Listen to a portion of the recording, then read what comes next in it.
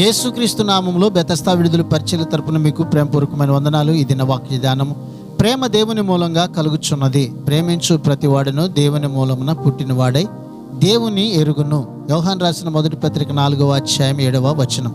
నిజమైన ప్రేమకు మూలాధారం దేవుడే. విశ్వాసులు దేవుని మూలంగా పుట్టారు కాబట్టి ప్రేమించడంలో దేవుని లాగానే వాళ్ళు ప్రవర్తించాలి. ఇక్కడ భక్తుడైన యోహాను చెప్తున్నది దివ్యమైన ప్రేమను గురించి. ఇది దేవుని యొక్క ప్రేమ. క్రీస్తులో నమ్మకం ఉంచిన వారికి ఆయన ఇచ్చే ప్రేమ.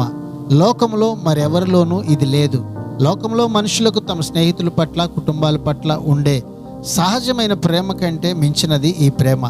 మన కోసం చనిపోయేందుకు దేవుడు తన కుమారుని పంపడంలో ఇది చక్కగా కనబడుతూ ఉంది. ప్రార్థన.